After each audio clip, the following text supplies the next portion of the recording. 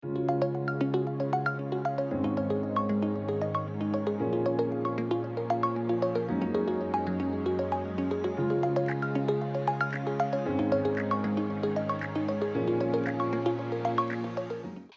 estos momentos haré una pequeña introducción. Me presento, soy la doctora María Angélica Álvarez Paucar y les diré y les comentaré unas breves líneas a continuación de mi próximo ponente. A puertas del Bicentenario, la universidad debe sintonizar con los problemas estructurales de nuestra población. No debe estar ajeno a ello, para que pueda presentar soluciones viables y, por ende, formar profesionales que puedan resolverlas. Los Objetivos de Desarrollo Sostenible de las Naciones Unidas son frutos del acuerdo alcanzado por los Estados miembros de las Naciones Unidas y se componen de una declaración de 17 objetivos y 169 metas, que se vienen aplicando desde el año 2016 hacia el año 2030. Varios de ellos relacionados directamente con los Objetivos del Desarrollo del Milenio que feneció en el año 2015. En septiembre de este año, contamos con la presencia del doctor Michael Marmot, presidente de la Comisión de los Determinantes Sociales de la Salud, creada por la OMS, donde sostuvo una serie de encuentros con las más altas autoridades de nuestro país, para seguir trabajando en la generación de políticas públicas, con referencia a la inclusión social. Y por ende, dada esta estructura, la presente comisión ha dado por seguir a la invitación del doctor Federico Arnillas Lafer, sociólogo por la Pontificia Universidad Católica del Perú. Preside la Mesa de Concertación para la Lucha contra la Pobreza. Es miembro del Foro del Acuerdo Nacional desde el año 2002. Ha sido presidente y director ejecutivo de la Asociación Nacional de Centros y secretario técnico de la Conferencia Nacional sobre el Desarrollo Social. Se ha desempeñado como vicedecano del Colegio de Sociólogos del Perú, ha integrado el Tribunal de Honor del Pacto Ético Electoral del Jurado Nacional de Elecciones y como consultor brindando servicios a instituciones nacionales e internacionales. Docente de la Universidad del Pacífico, cuya maestría está en gestión de la inversión social. Ha desarrollado investigaciones y estudios para diferentes organismos internacionales como la UNICEF, la OPS, el Programa Mundial de Alimentos, la OEA, CEPAL, el Banco Mundial, el Banco Interamericano de Desarrollo y el Programa de las Naciones Unidas para el Desarrollo.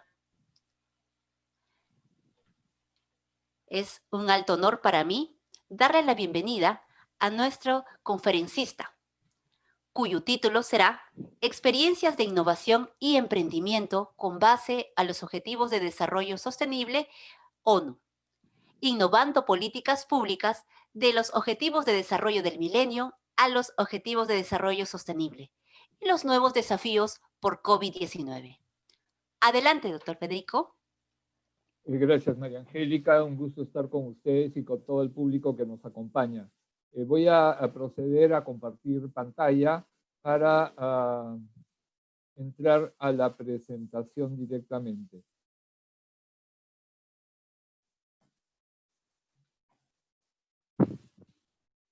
El objetivo de la presentación es compartir con ustedes algunas reflexiones y quisiera partir con dos citas que me parecen importantes para esta presentación. La primera es tomada del artículo 1 de la Constitución Política del Estado, que es esta idea de la defensa de la persona humana y el respeto de su dignidad, subrayo por favor la palabra dignidad, son el fin supremo de la sociedad y del Estado. No es solo una responsabilidad del Estado o de la sociedad, sino es una responsabilidad conjunta de Estado y sociedad.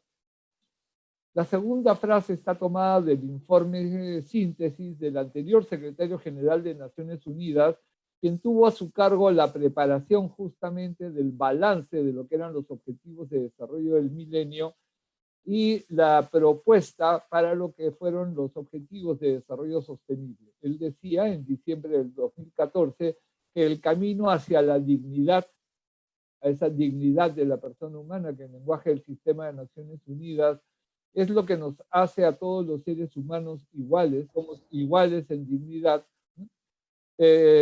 pasa por acabar con la pobreza y transformar vidas protegiendo el planeta.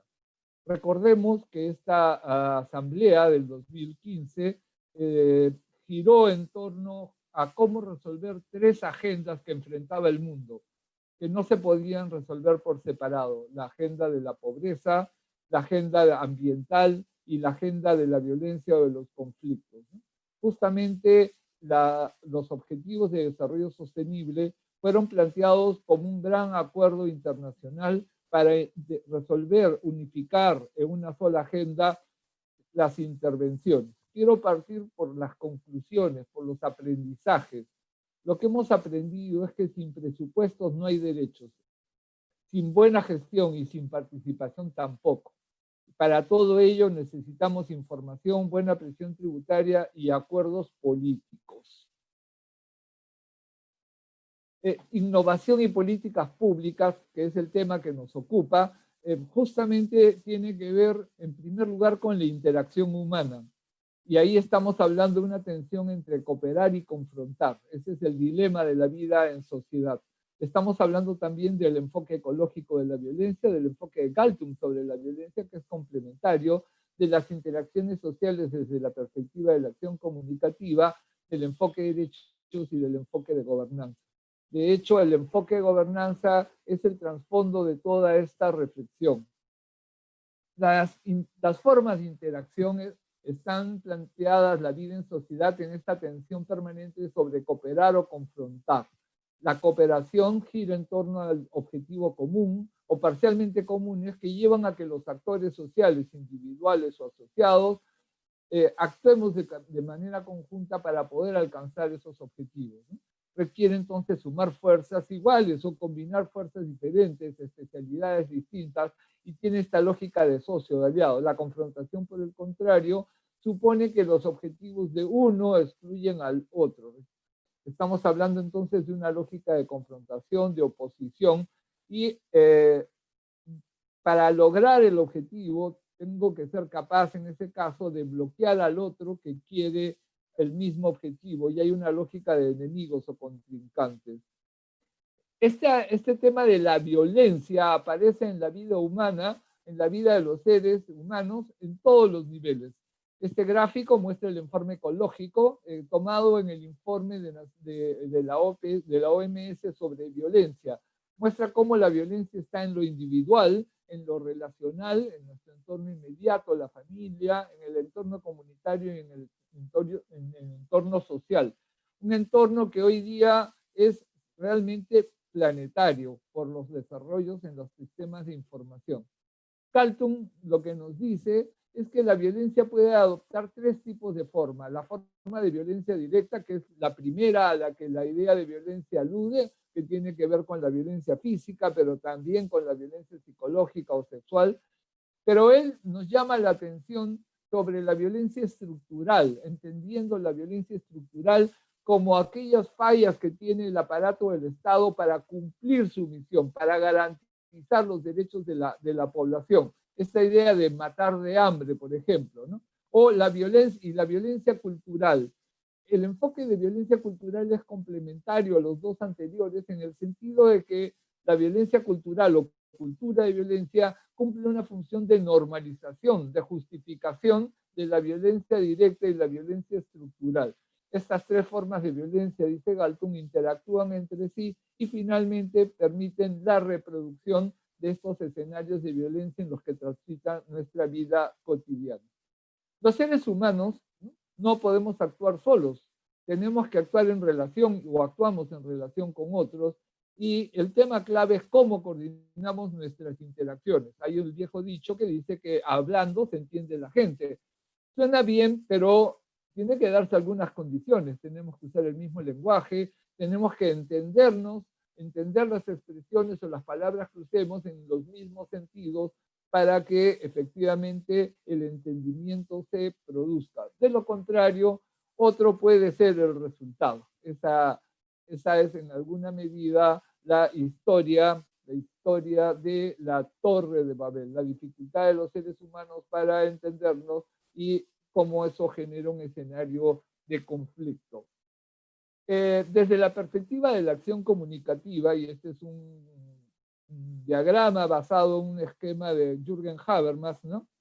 La comunicación, los actos comunicativos, son los que establecemos los sujetos entre nosotros para comunicarnos en torno al mundo objetivo y al mundo social y coordinar nuestras acciones en esos escenarios, el mundo de las cosas, el mundo de las relaciones humanas. Pero también es importante, y eso está presente en el enfoque de Habermas, el tener en cuenta que cada sujeto, cada una de las personas tiene un mundo subjetivo del que somos conscientes y podemos dar cuenta, mostrarlo o esconderlo, pero también tenemos un mundo interno, ¿no?, que es profundamente difícil, al cual no llegamos y que es un condicionante importante, como lo muestra el psicoanálisis, de nuestras intervenciones. Esta relación, ¿no es cierto?, hace compleja los procesos de comunicación y además operan en contextos culturales que los determinan. Cuando hablamos de actores, estamos hablando no solamente de personas, estamos hablando de mapas, y en el caso de las políticas públicas, estamos hablando de mapas muy complejos de actores involucrados, autoridades políticas, trabajadores y funcionarios de las estructuras de Estado y actores no estatales como los partidos y movimientos políticos, los medios de comunicación y, por supuesto, ¿no?, hay que reconocer que esta población es heterogénea, que hay élites económicas, intelectuales, académicas. Cada uno de estos actores tiene sus propios campos de intereses y los criterios de éxito para juzgar su relación. Y por eso es que es muy importante darle un sentido unívoco a algunos términos como diálogo, negociación y concertación. Estos términos se parecen, pero para mi exposición no los uso en un sentido de uso común, sino que quiero darles un sentido unívoco. Hablamos de diálogo, hablaré de diálogo en esta lógica del entendimiento, de la negociación, cuando hay elementos en disputa entre las partes y lo que se busca es una salida no confrontacional sobre la base de un acuerdo donde la lógica de la negociación es gana-pierde y la concertación lo que busca es objetivos comunes, es una lógica de gana-gana. El mecanismo que quiero hablar como mecanismo de gobernanza en el país, creo que tenemos dos: el Foro del Acuerdo Nacional y la Mesa de Concertación. Siendo el primero que se creó, la Mesa de Concertación tiene una composición similar a la del Acuerdo Nacional, solo que en la mesa no están los partidos políticos con representación en el Congreso. 4 son las funciones que organizan el trabajo de la mesa y que me parece importante tener en cuenta. Por un lado está la concertación de políticas públicas y por el otro está el tema del seguimiento concertado, a los que me voy a referir principalmente, pero la mesa desarrolla también acciones de desarrollo de capacidades y promoción de la participación. La agenda sobre la que nos movemos corresponden con diversos aspectos que son relevantes para la vida de la población y están vinculados en su origen, pero no solo a los ODS, están vinculados a una visión de derechos que tienen que ver con etapas claves de la vida, como pueden ser la infancia, que tienen que ver con la salud, con la educación, con la identidad, el trabajo, o situaciones de riesgo como los que se generan por desastres. La idea de este mecanismo de gobernanza es la construcción de acuerdos de gobernabilidad, y eso se hace a través de la concertación y el seguimiento de lo concertado, para tener políticas públicas sostenibles. Concertación y seguimiento concertado son dos caras de la misma moneda. La concertación de políticas públicas se promueve en el marco de una visión que tiene que ver con el enfoque de derechos, donde la vida digna está puesta en el centro. Y es un enfoque multidimensional que incluye lo social, lo económico, lo ambiental y lo político institucional. Desarrollar capacidades humanas, desarrollar la economía con empleo digno, gestión ambiental sostenible, desarrollo institucional y descentralización y participación, son los contenidos claves en esta visión. Pero también entendemos que el desarrollo y la lucha contra la pobreza como un proceso que buscamos sea integral y sostenido en el tiempo. Sin embargo, ese proceso no es lineal y puede estar sujeto a caídas. de lo que se trata es entonces de tener el curso más ascendente sostenido posible. El problema de la política pública que se ha buscado enfrentar está a la base de los ODM. Esta es la visión de los objetivos de desarrollo del milenio en este esquema de la visión de la mesa de las 4 dimensiones. La idea central sobre la cual entramos a trabajar en el marco de la mesa fue el reconocer que había un desencuentro entre la demanda de la población vinculada a sus derechos, ¿no?, y la oferta de servicios públicos, una brecha de cobertura y calidad, y que eso tenía un efecto negativo sobre los derechos de las personas. Eran derechos que no estaban debidamente garantizados. El análisis crítico de la situación del país, de la infancia, de las políticas públicas, llevó a revisar entonces esta relación entre derechos y presupuestos y afirmar que sin presupuestos no hay derechos. Existe la evidencia empírica, dice el informe del MEF de la época, que muestra la existencia de problemas de eficacia y calidad en el gasto público, ya sea porque la población no tiene acceso a los servicios que debería, la calidad de los mismos es inferior a la necesaria, o los recursos públicos no han conseguido revertir una tendencia histórica de mal desempeño de las políticas y programas públicos. Esta idea de presupuesto inercial es la que es puesta en discusión, justamente porque el presupuesto, que es la herramienta que desarrolla la política, nosotros podemos decir que está la ley de educación que establece el derecho a la educación, pero ese derecho está mediado por los recursos que sean asignados en el presupuesto público, que siempre tiene una norma que exonera de responsabilidades si es que los recursos no alcanzan, ¿no? En el análisis del presupuesto se vieron todas las fases del ciclo presupuestal, ¿no?, y se plantearon modificaciones a estas fases. Este cambio metodológico respondía al criterio de poner a la persona en el centro y preguntarse si lo que se estaba haciendo era lo adecuado y tenía los recursos suficientes. Y este fue nuestro punto de partida en los ODM. Ese análisis crítico de los ODM ha llevado, no solamente en términos internacionales, a la Agenda 2030, sino a tener como país un proceso propio que camina a esta Agenda 2030. A lo largo de los años que van, del 2000 al 2015, es que se introdujeron un conjunto de acuerdos de gobernabilidad que lo que fueron haciendo fue ampliar el área de atención y se planteó un esquema que articule derechos, planes, políticas y presupuesto con metas físicas, con metas financieras que pudieran ser seguidas a partir de instrumentos de información. Este es un esquema de los primeros programas presupuestales que tuvieron en su origen un enfoque multiactor, multinivel. Algunos de estos han sido modificados en un sentido regresivo y otros han logrado mantener esta lógica inicial del programa de tener esta lógica multiactor, multinivel y han permitido cerrar brechas muy importantes. La primera de ellas, por ejemplo, fue el acceso a la identidad. En el año 2001, 2002, las niñas y niños de este país no existían, no tenían documento de identidad. Hoy en día ese es un derecho que está garantizado, ha llegado a tener una cobertura del 98-99%. En el contexto de la pandemia hemos perdido en parte cobertura que se está recuperando, ¿no?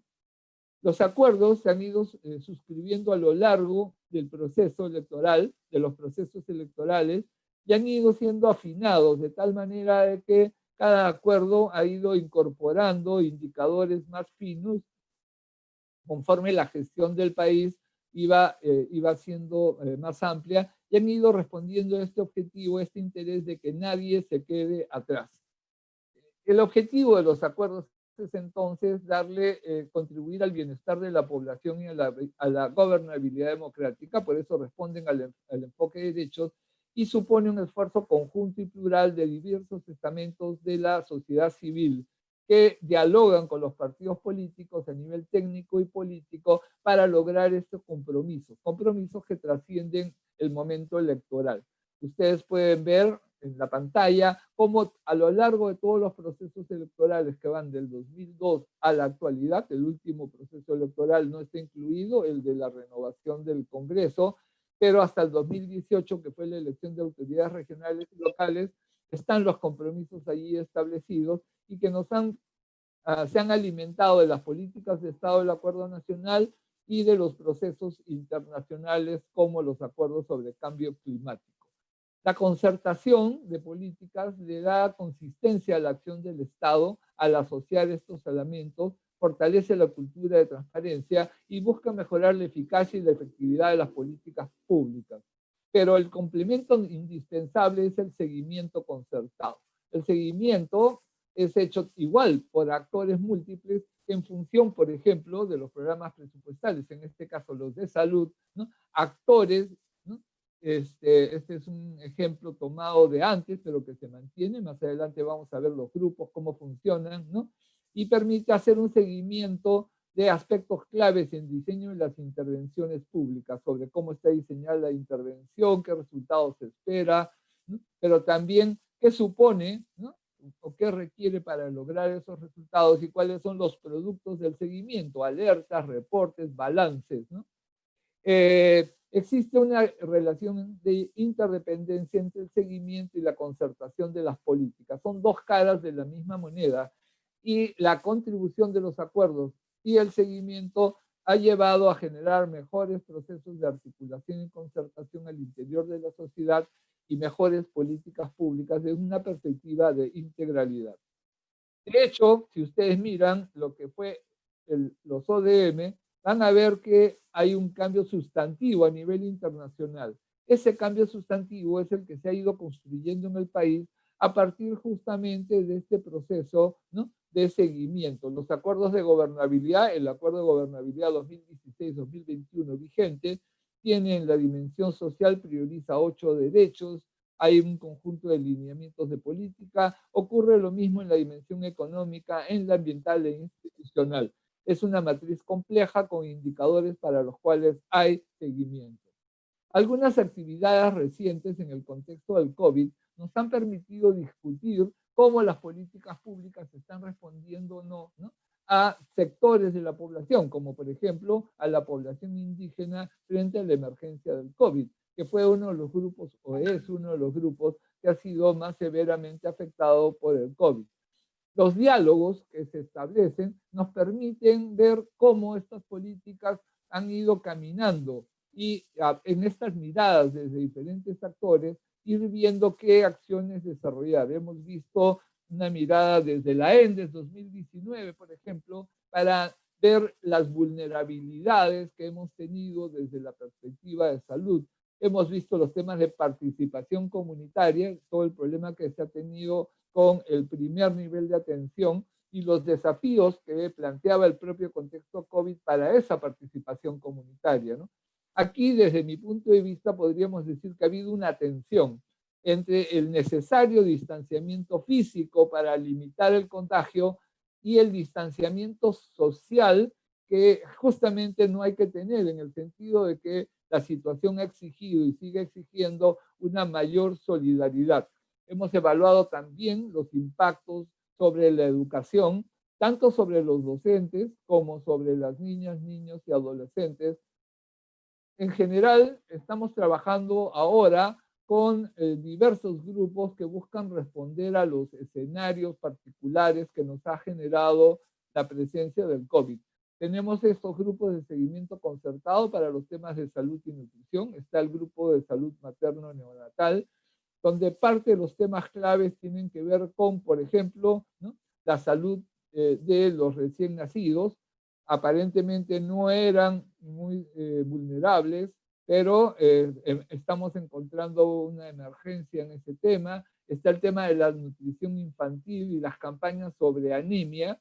Es un tema que el COVID ha invisibilizado y que tenemos que recuperar. El tema de inmunizaciones que han estado paralizadas y que felizmente están relanzando acciones en materia de inmunizaciones.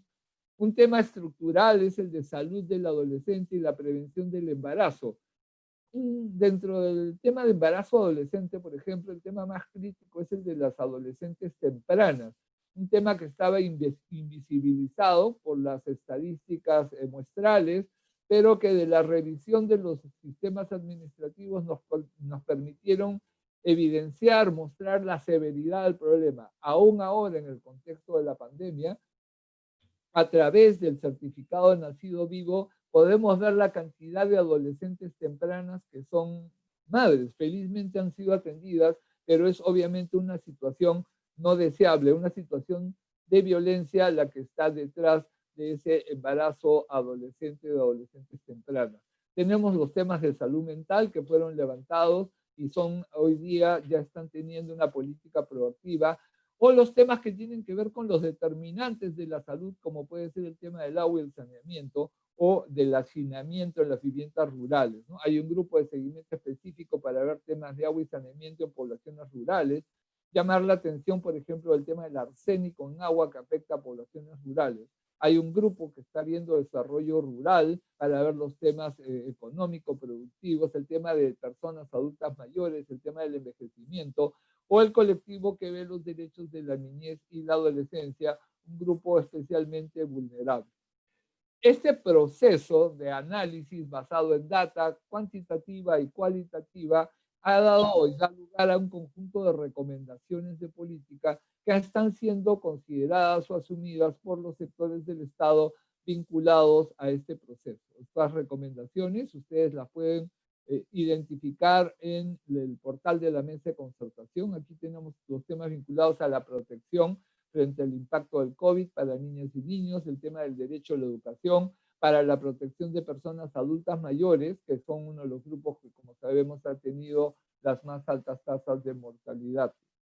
Están el trabajo de seguimiento al tema de inmunizaciones, que son parte de los reportes que han contribuido, digamos, a volver a retomar estos temas en la política inmediata, o la evaluación de los impactos diferenciados del COVID en condiciones económicas y de salud de la población. Nuestras proyecciones de actividades para lo que queda el periodo 2020 al 2022 en nuestro programa de mediano plazo opera sobre esta idea de hacer de los acuerdos de gobernabilidad una herramienta clave de seguimiento, ¿no? Las elecciones son un marco de referencia y hoy día el sistema de mesas, al igual que el foro del Acuerdo Nacional, estamos buscando construir los consensos en torno a una agenda que es la llamada Agenda Pacto Perú, que tiene los temas de educación, de salud, de desarrollo económico como temas claves de su agenda, al igual que los temas de transparencia, rendición de cuentas, lucha contra la corrupción, sistema de administración de justicia, ¿no?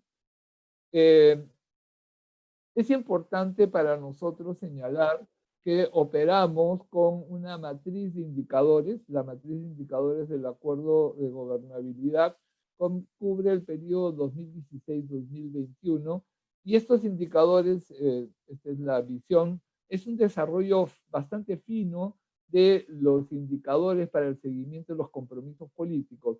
No está aquí reflejada lamentablemente la información al 2020, pero ya está colgada en la matriz que está en la web de la mesa, la información disponible pública hasta el primer semestre de este año, ¿no?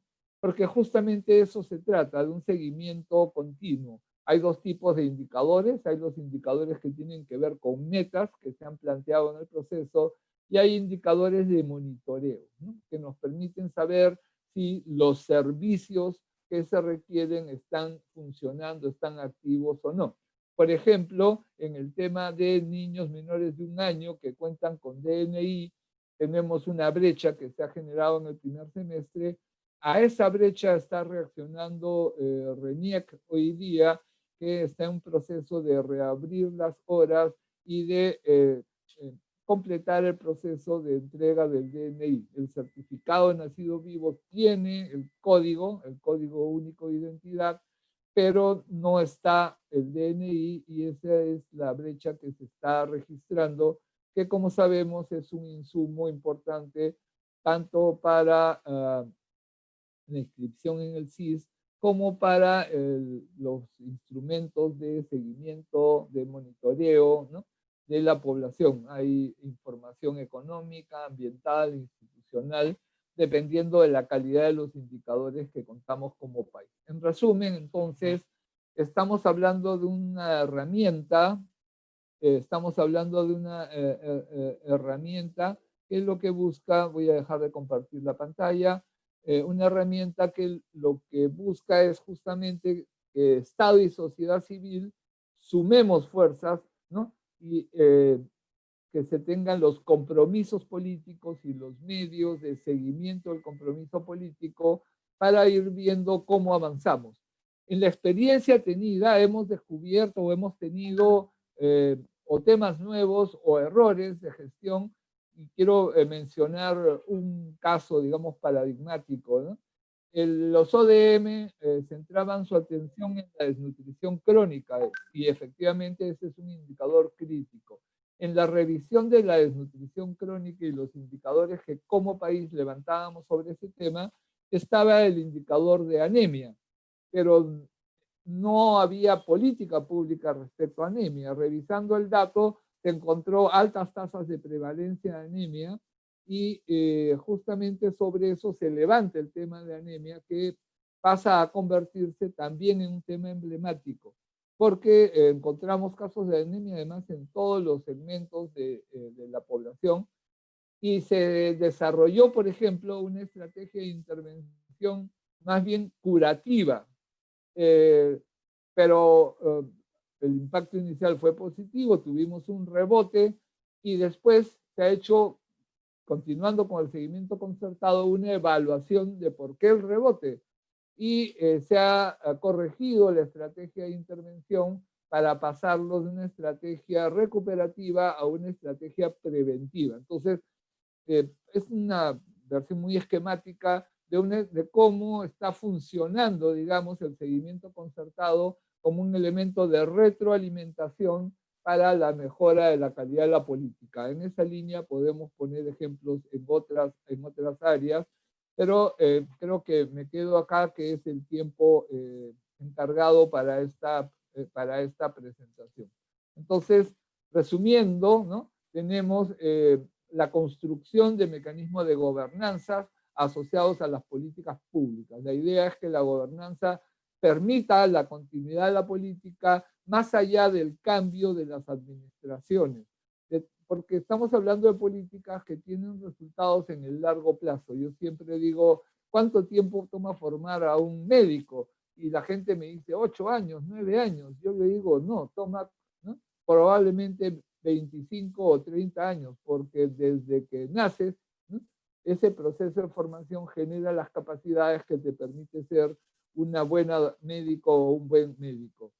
Y no es solamente los años de la formación universitaria. Esa mirada integral, entonces, requiere políticas con continuidad y con mejora continua, ¿no? Ese es el desafío al que queremos contribuir con las políticas y con los mecanismos de gobernanza. Espero que lo dicho sea suficientemente gráfico y motivador, ¿no?, gráfico de lo que hacemos y motivador de un diálogo sobre cómo los ODS se han convertido en una experiencia y un desafío al que hemos ido contribuyendo antes de su aprobación. Aquí me quedo. Muchas gracias, doctor Federico. Muchas gracias por su brillante conferencia. Entonces, estamos culminando esta parte de su bien ponderada exposición, y vamos a dar pase a la parte de preguntas. Acá nos dan una pregunta. Bajo este contexto planteado, ¿qué faltaría desarrollar a las universidades para poder implementar políticas públicas siguiendo los lineamientos de los Objetivos de Desarrollo Sostenible 2030? Creo que un primer elemento que debería hacer cada universidad es diferenciar lo que es el rol de formación, y en ese caso el tema clave es hacia qué contenidos debería desarrollar su oferta pedagógica, y por el otro lado, lo que es su rol como agente institucional de cambio, que no solamente tiene que ver con la formación de nuevos profesionales, sino que tiene que ver con su rol de producción de conocimiento. Ambos van a dialogar al interior de la vida universitaria, pero tienen énfasis, permítanme decirlo así, diferentes, ¿no? En términos de su producción de conocimiento, yo creo que es muy, muy importante que la universidad tenga una capacidad de generar información y conocimientos nuevos, ¿no? O ayudarnos a convalidar elementos que no son nuevos, pero que necesitan ser reforzados como soporte para la gestión pública. Creo que esos son, lo estoy diciendo un poco en abstracto, pero hay que leerlo en clave de cada una de las disciplinas, ¿no es cierto? Claro. Probablemente en el caso de salud, pensando en nuestras brechas, por ejemplo, en el territorio, el tema de la telemedicina va a ser indispensable por un buen tiempo. Entonces, ¿cómo desarrollamos capacidades, ¿no? Justamente para poder operar con servicios de telemedicina altamente confiables en todo el país? Tanto desde, digamos, de lo que es la consulta, ¿no? De lo que es el análisis de la data, de la interpretación de las imágenes, etcétera, ¿no? Para tener los servicios que se puedan requerir y que nuestra población, por más remoto que sea el sitio en que se encuentre, tenga acceso a estos servicios, ¿no? De salud, de educación, ¿no? De cultura. Sí, muchas gracias, doctor Federico. Yo quiero sumarme a una pregunta que me pareció muy interesante de acuerdo a su disertación, que es sobre la transparencia. Muchas veces en el país hablan de transparencia y todos se les pone la piel de gallina. ¿Cómo podemos,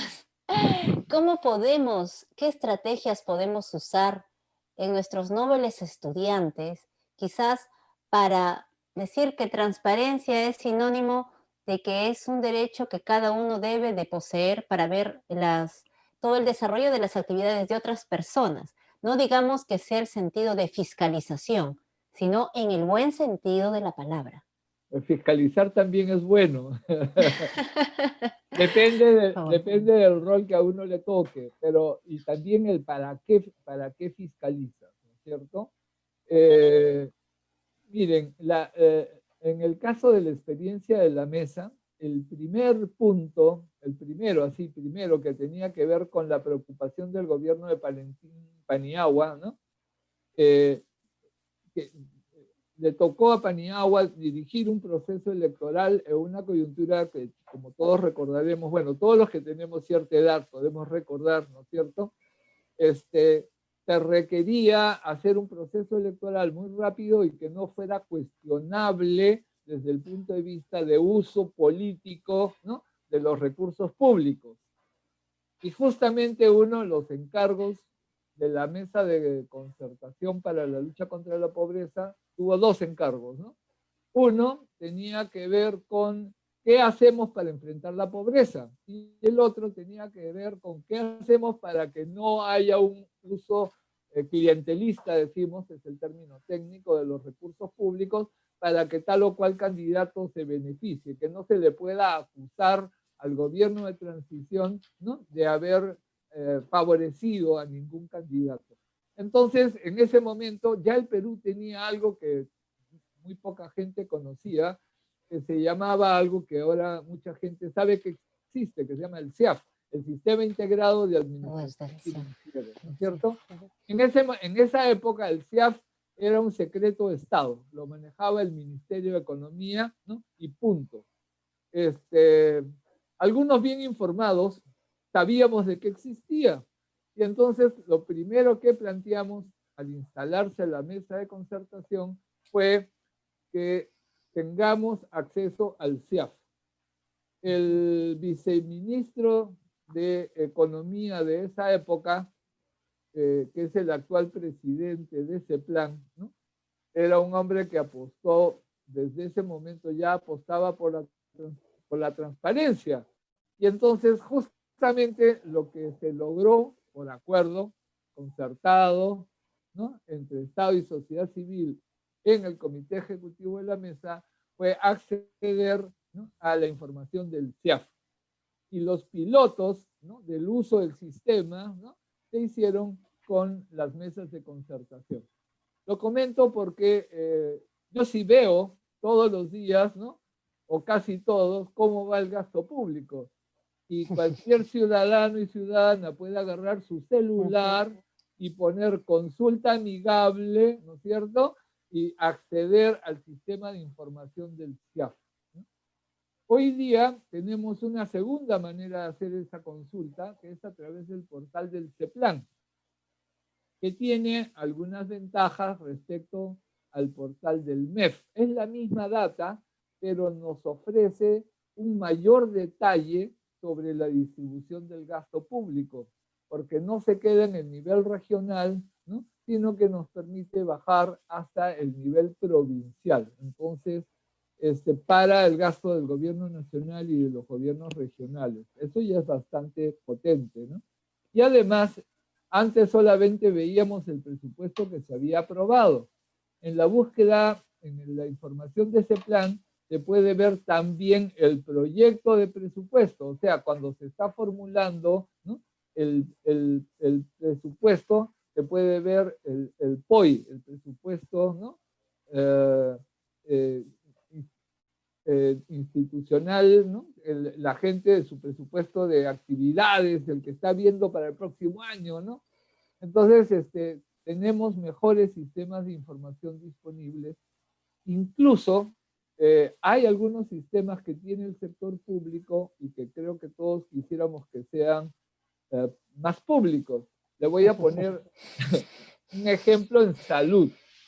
Un ejemplo en salud. Hace unos días un funcionario del sector salud me preguntaba cómo hacer para ver dónde se perdieron, ¿no?, los suministros que iban del depósito de Lima al de una región.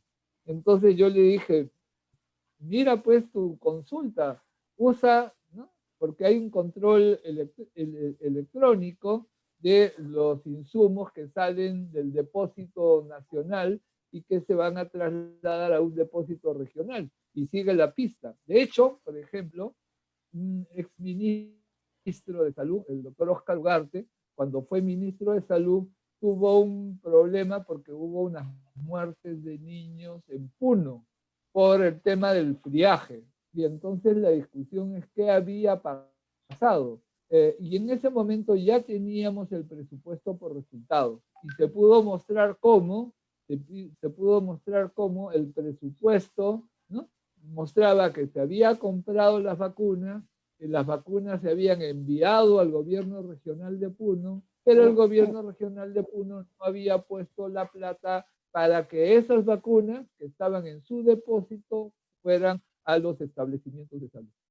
Entonces, también se puede ver, ¿no?, la trazabilidad, ¿no es cierto?, de los recursos y de los dineros. Muchas gracias, doctor Fernando. A ver, a continuación la siguiente pregunta lo hace la doctora Martina. ¿Por qué el acuerdo para la gobernabilidad no logra consolidarse en el escenario político? Uh, la verdad es que siempre hay una tensión y soy el primero que lo reconoce, pero está claro que los acuerdos de gobernabilidad son una herramienta de gestión.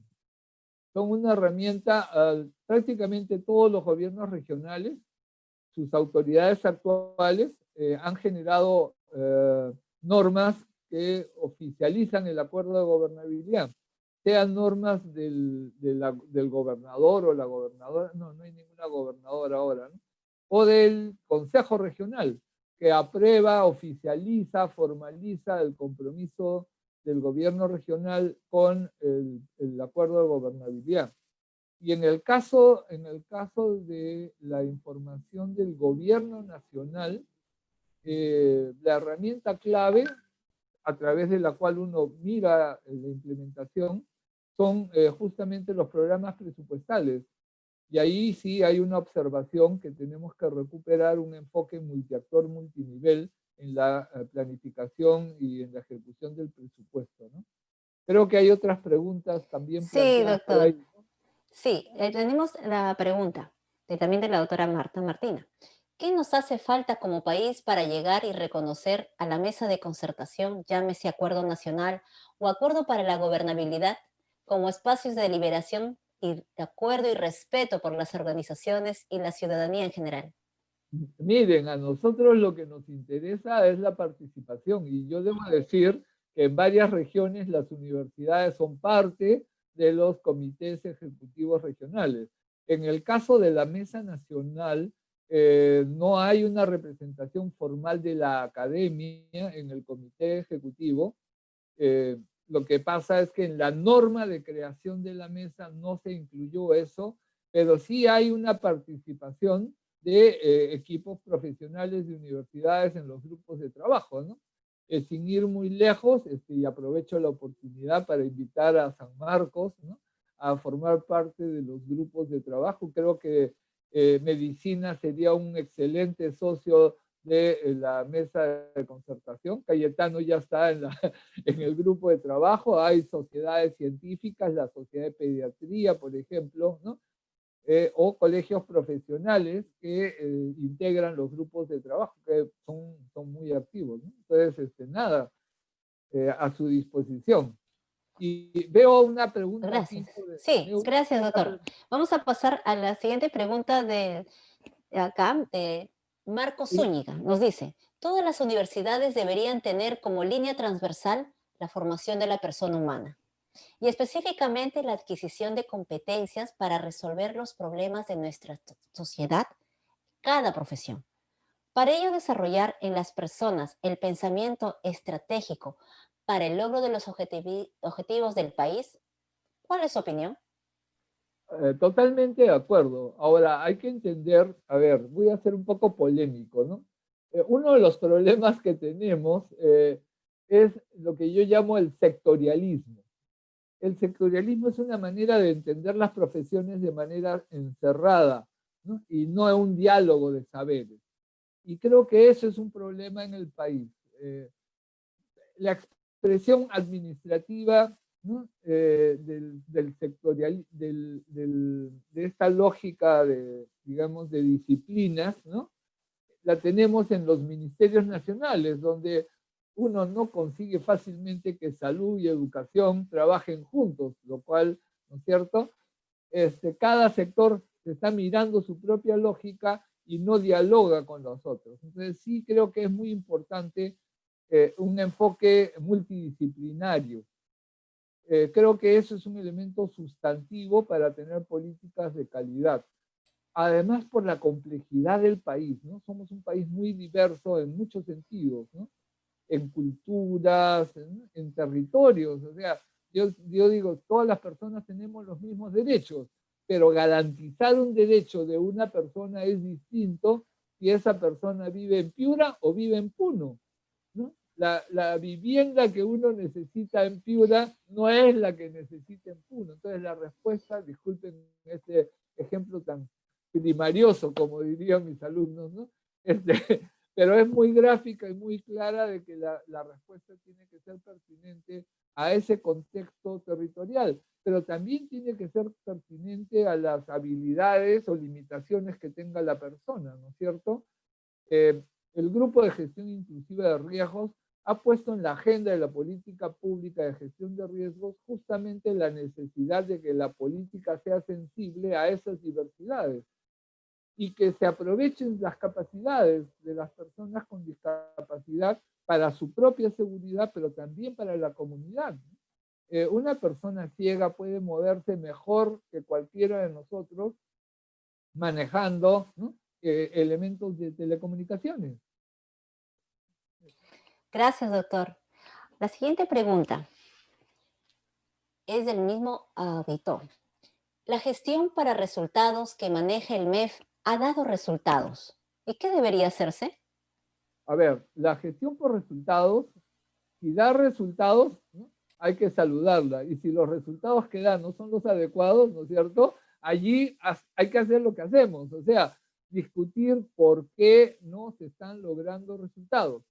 Miren, se requiere plata para garantizar los derechos, pero que haya plata no garantiza automáticamente el derecho, ¿de acuerdo? Entonces la pregunta que uno tiene que hacerse es, ¿dónde tengo el problema hoy día?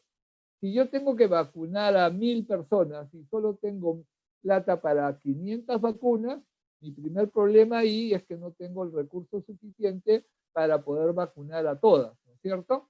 Pero si yo tengo la plata para las 1000 vacunas, tengo el personal y no vacuno a todos, entonces el problema no es presupuesto.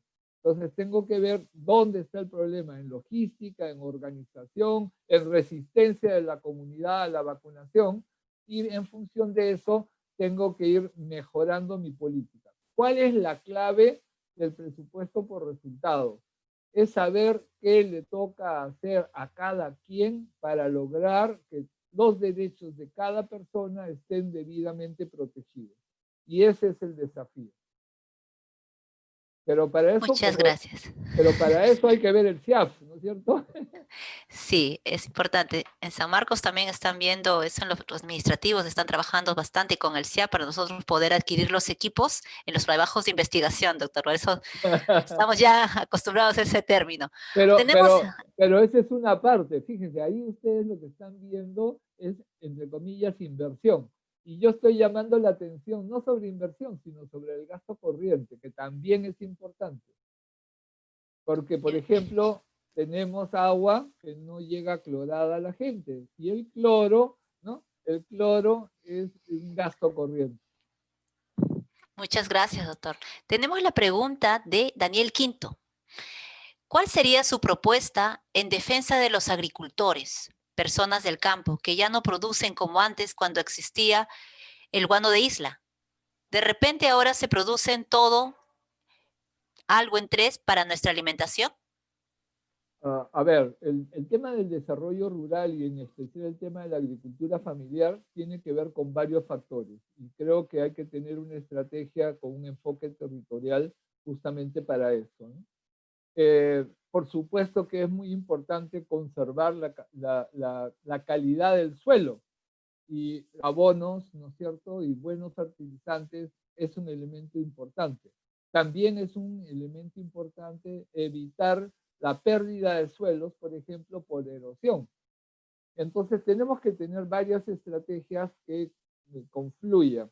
Nosotros lo que estamos hablando, por ejemplo, para el caso de agricultura familiar, estamos hablando de la capitalización de los pequeños agricultores familiares. ¿Cuál es? Esa capitalización debe permitir un cierto nivel de diversificación productiva que reduzca sus riesgos. Pues, ¿qué elementos resultan claves vistos en conjunto? Uno primero es agua. El estrés hídrico es la amenaza más importante que tiene nuestra agricultura. Entonces, la cosecha de agua es clave. Un segundo elemento que es clave es, como ya he mencionado, esa diversificación productiva, donde un elemento muy importante tiene que ver con el sueldo mínimo campesino. ¿Cuál es el sueldo mínimo campesino? El autoconsumo. Entonces hay que diversificar el autoconsumo para que la familia campesina tenga esos animales menores que resultan claves, el fitotoldo con el biohuerto, ¿no? Para completar una dieta, y sobre esa base pueda eventualmente tener excedentes para llevar al mercado. El tercer elemento clave en la agricultura rural es la asociatividad. Cada productor produce muy poquito, pero si se asocia, esos poquitos pueden adquirir volúmenes, ¿no? Atractivos, ¿no? Incluso de calidad de producto para una mejor comercialización. Y hay experiencias en el país muy interesantes y hay que preguntarnos, ¿no? ¿Cómo las potenciamos? Por ejemplo, nuestros pequeños agricultores de Cajamarca tienen alta pobreza y son muy individualistas en Cajamarca, salvo con la ronda. Cuando ese productor baja hacia la zona de San Martín y empieza a producir café, se asocia a una cooperativa cafetalera. Entonces, Cuando está en San Martín es cooperativista, pero cuando está en Cajamarca es individualista. Algo hay que hacer para que la asociatividad se convierta en un elemento, ¿no?, también en Cajamarca, porque eso va a mejorar sus oportunidades de acceso al mercado, ¿no? Y eso es parte de las estrategias que tenemos que hacer para tener seguridad alimentaria. Nota a pie de página. Esa es la amenaza más complicada que tenemos en el corto plazo en el país, por los impactos de la pandemia, y de hecho ya hay una alerta de estrés hídrico para la zona norte del Perú, calculando que el año que viene puede ser un año de niña, o sea, un año seco para el norte del Perú. Muy bien, doctor. Y la última pregunta, por favor. ¿La gestión por resultados debe ser el resultado del modelo de gestión? Hay una relación directa entre modelo de gestión y resultados, ¿no? Justamente uno de los problemas que tenemos y que hemos observado es que hay varios modelos de gestión por resultados, y el enfoque original es el que nosotros consideramos que habría que recuperar. El enfoque original es lo que nosotros llamamos un modelo multiactor multinivel. ¿Qué es un modelo multiactor multinivel? Es algo que reconoce que en el gobierno nacional a veces y muchas veces es muy importante la confluencia de varios sectores, pero el gobierno nacional no está donde está la gente, entonces tiene que articular su intervención con los gobiernos regionales y locales. Esa combinación del nivel nacional con los gobiernos regionales y locales, ¿no?, es clave. No es solo un sector, sino son varios sectores. Entonces el enfoque territorial es muy importante y el liderazgo local también es muy importante. Entonces, ese esquema de presupuesto por resultados es el que nos parece clave. Multiactor, multinivel. Muchas gracias, Y la estimado doctor. herramienta, perdón, y la herramienta clave es el plan de desarrollo concertado, con el presupuesto alineado a esa estrategia de desarrollo concertado y armonizando lo local con lo regional y con lo nacional. Ok, muchas gracias. Muchas gracias, doctor Federico Arnillas. Realmente ha sido un honor entablar una conversación con usted y ha sido un compartir de saberes a toda esta distinguida audiencia que nos engalana en nuestra primera Convención Internacional de Profesores Digitales 2030.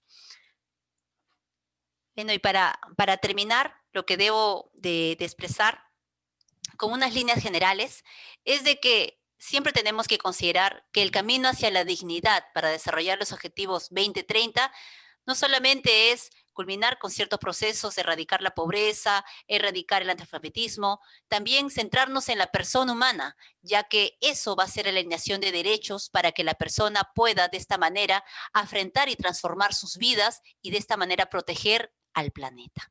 Esas son las líneas generales que yo puedo resumir a tan muy brillante exposición, que todo queda en una visión holística para poder cumplir esas metas y trabajar como equipo multidisciplinario. Muchas gracias. A continuación, muchas gracias, doctor. Muchas gracias. Por eso universidad y universalidad. Ese es el rol de ustedes.